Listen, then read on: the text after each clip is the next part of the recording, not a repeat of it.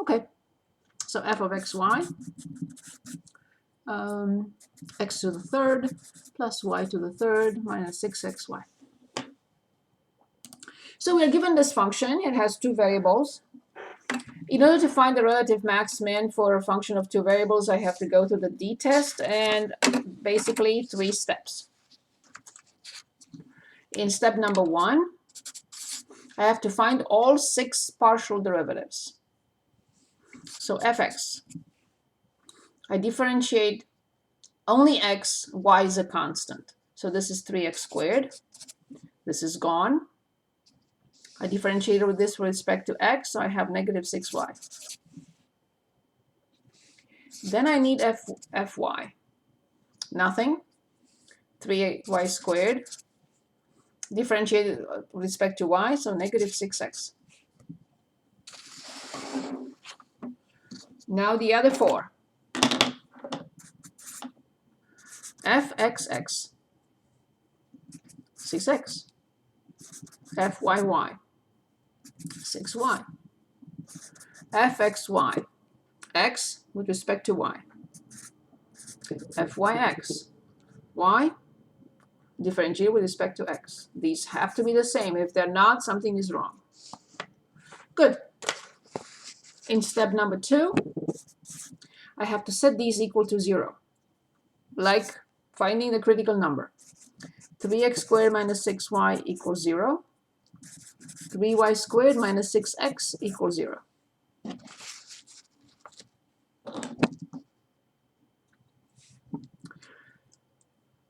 First, I will simplify, dividing both sides by 3. X squared equals 2y, and y squared equals 2x.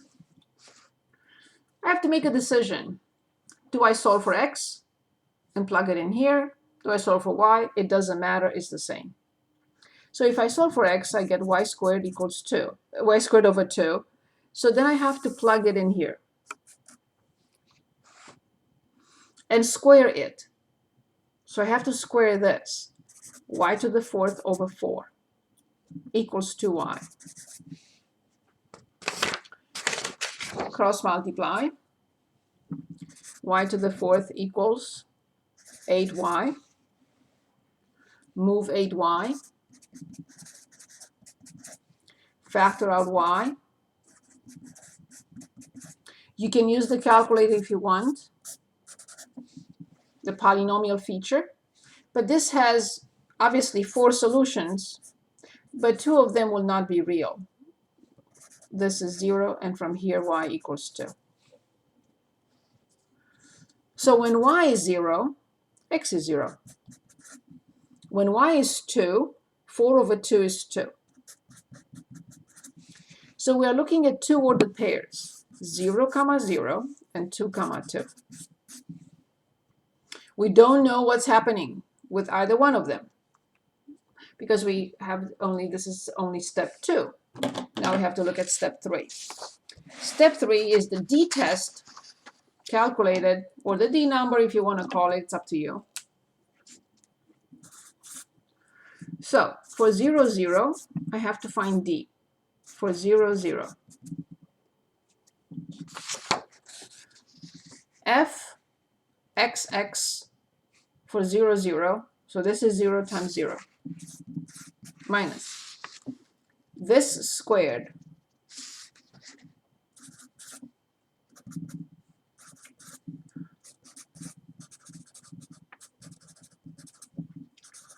no relative max min.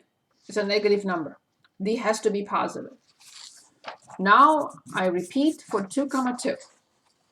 So fxx for 2, 2, so this will be 12 and this will be 12. D for 2, 2, 12 multiplied by 12 minus this has to be the same, 36. But this is 144 minus 36, this is a positive number. Nice. Because this number is also positive,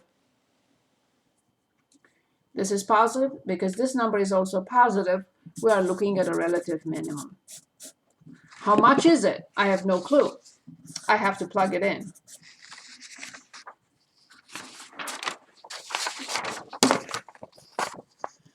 2 to the third, 8, plus 8, minus 2 times 2 is 4, 6 times 4 is 24.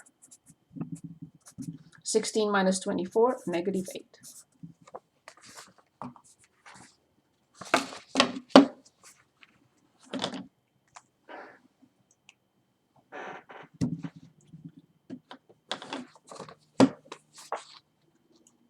Any questions? Any questions, please?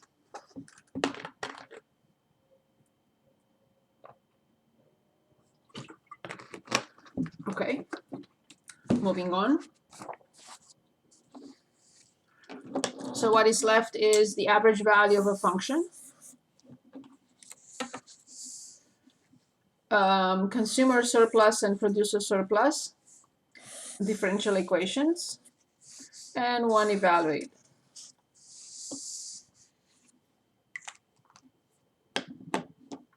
We went through everything else. Can we do a differential equation? Yes, 536. So 42, 36, and 7a on 536.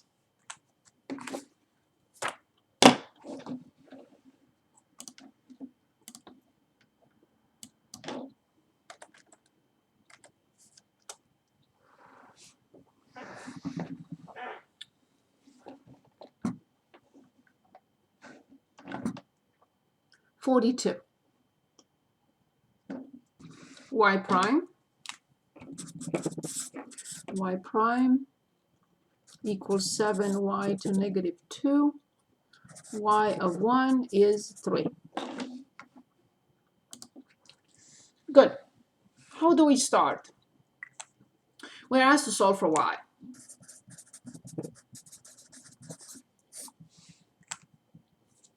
So the differential equation for y.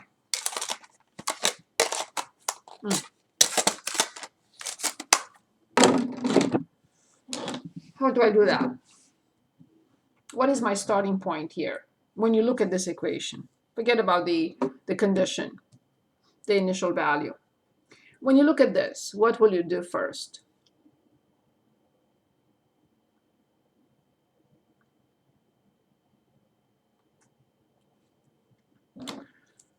Well, I have to change this into dy over dx. That's the starting point. Then on the other side, I have to change this into 7 over y squared. In this case, I have to cross multiply. Y squared dy equals 7 dx. Only now I can integrate. So when I integrate this, I have y cubed over 3. And on the other side, I have 7x plus a constant c.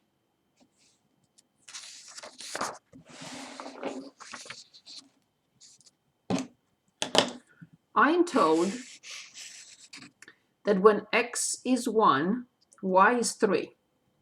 When x is 1, y is 3. It helps us determine c. 27 divided by 3 is 9. 9 equals 7 plus c, so c equals 2. I will put it back in here. So y cubed over 3 equals 7x plus 2.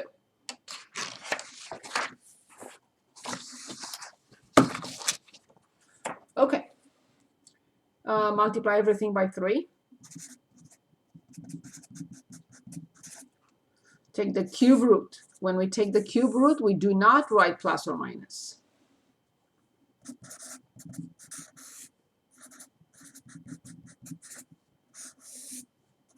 Done.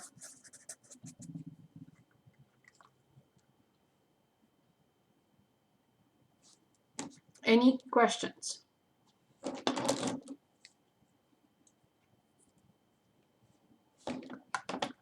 Uh, 36. dy over dx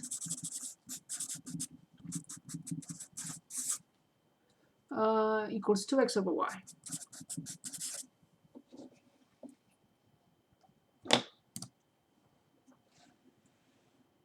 This is nicer because I don't even have a condition, so it will have a c in it.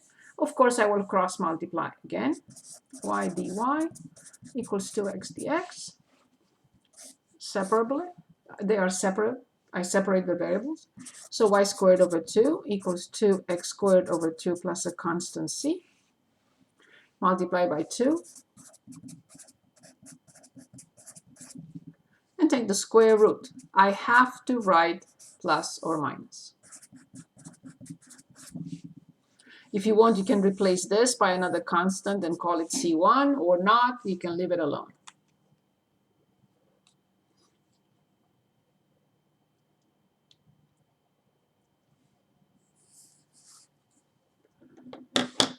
Um, 7a. Any questions?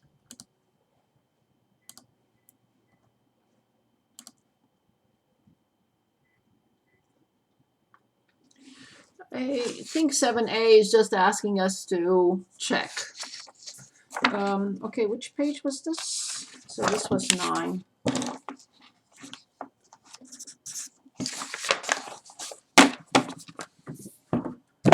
Okay, 10. So in 7a, we are given y prime plus 4y equals 0, and y equals e to negative 4x. All they want us to show is whether this is a solution of this function is a solution of this equation. Well, this one will be replaced by e to negative 4x, but I have to find y prime. Not a big deal because this is a nice function. Y prime will be e to u times the inner function, e to the function times the function inner function prime. So it's negative 4 e to negative 4x.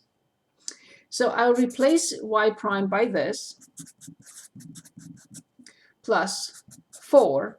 I replace y by e to negative 4x. Obviously, this is 0. So I will say yes. It is a solution. It works.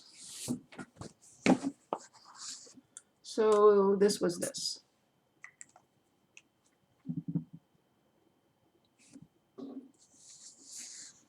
So what is left is evaluate consumer surplus and producer surplus and average value of a function on a closed interval.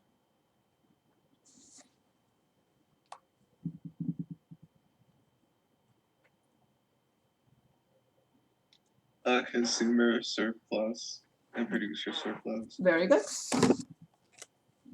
514E.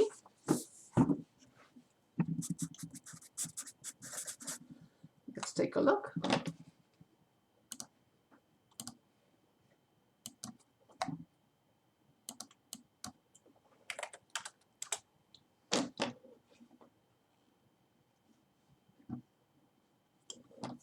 So d of x equals x minus 6 squared. S of x equals x squared. So obviously, so what I mentioned here, don't forget, is the equilibrium point, and consumer surplus and producer surplus, these go together. So we have to find the equilibrium point. The equilibrium point is determined when we set the two demand and supply functions equal to each other. But please remember, this has 3 terms. First term squared minus 2 times the first times the second plus the second term squared equals x squared. These two go away. Negative 12x equals negative 36, so x equals 3. This is not the equilibrium point. I have to plug in 3. It doesn't matter which one, it has to be the same. So the equilibrium point is 3, 9. The area of the rectangle is this product. So the consumer surplus will be the integral from 0 to 3 from this function, which is this function, x squared minus 12x plus 36 dx, minus the area, And the producer surplus is the other way around. So the producer surplus will be the area minus the integral from 0 to 3 from the corresponding function, the supply function. So we determine these two, and we get the number. And it has to be in dollars. So the consumer, so I'm going to finish this one here. Minus x to the third over 3 from 0 to 3. So 27. 27 divided by 3 is 9, because when I plug in 0, I get 0. So minus 9, this is $18. Now the consumer surplus will be x to the third over 3 minus 12x squared over 2 plus 36 from 0 to 3 and minus 27.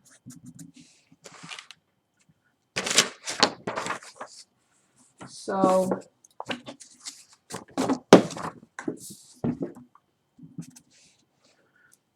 (27 over 3 is 9, minus 6 times 9, and plus 36. Uh-oh.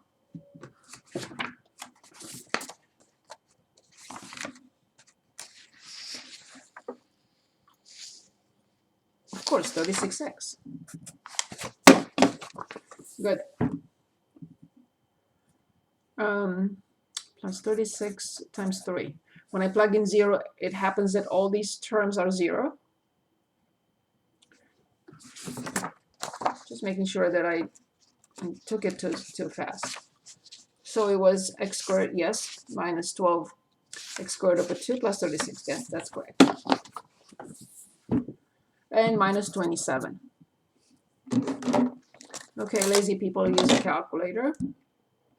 9 plus 36 times 3 minus 27, 36.